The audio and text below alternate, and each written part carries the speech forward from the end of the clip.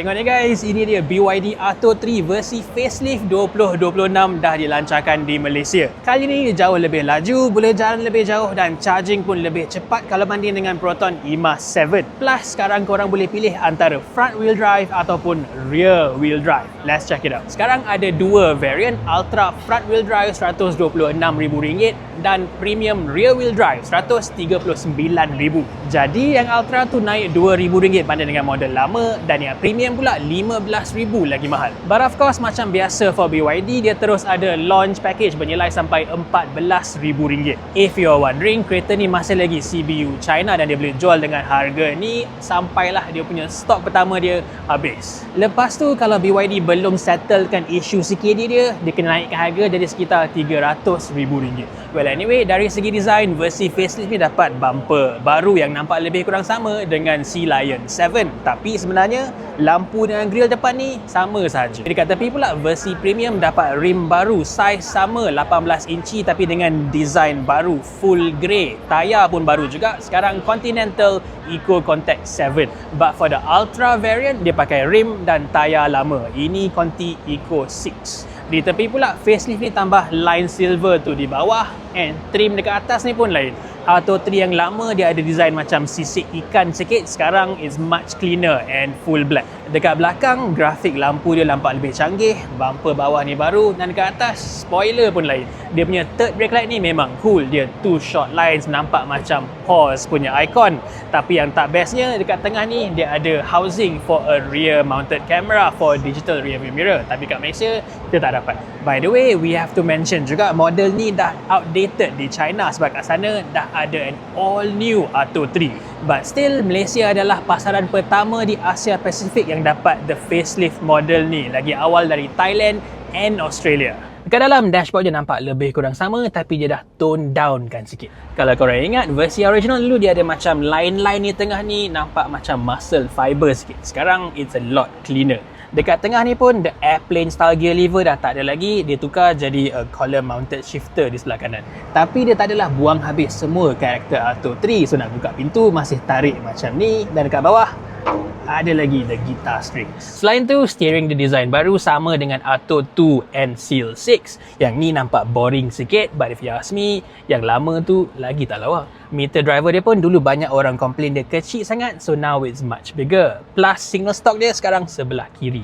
Yang dah di downgrade sikit, Atto 3 dah tak ada lagi the integrated dashcam macam model lama, and screen tengah ni pun tak boleh pusing lagi dah. Tapi the last batch of the pre-facelift Atto 3 pun screen tak boleh pusing juga sebab tak ada orang pakai pun. Other than that, the facelift dapat a 50-watt wireless charger, kerusi depan dapat adjustable headrest, and for the premium dapat adjustable lumbar lagi. And then kaca depan ni sekarang 2 lapis. Dekat belakang it's still very spacious tapi kurang sikit lah kalau compare dengan EMAS 7. Yang peliknya, kerusi belakang ni lain antara dua-dua variant. Versi premium ni the seat base is slightly longer dan backrest pun boleh adjust the recline. It's more comfortable. Tapi apa yang aku tak suka, kerusi premium ni dia pakai this velcro cover for the Isofix mounts. Yang Ultra tu lebih practical.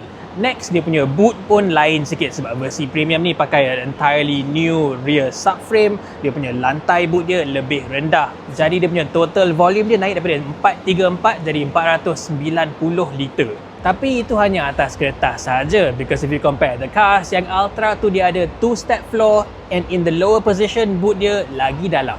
Plus versi premium ni tak dapat tonneau cover walaupun dah ada lubang, yang Ultra tu ada. Dan dekat bawah ni dia tak ada lagi lubang tepi macam yang Ultra. But the big advantage is here lah, sebab versi premium ni sekarang rear wheel drive, tak ada lagi motor di depan, dia dapat this big 100 liter frunk. Which brings us to the powertrain. Versi Ultra pakai motor sama dengan yang lama, masih di depan front wheel drive, dan dia dapat 204 PS dan 310 Nm torque. 0 ke 100 7.3 saat. Tapi versi premium ni is a lot more exciting. Motor dia sekarang di belakang, pacuan roda belakang ataupun rear wheel drive.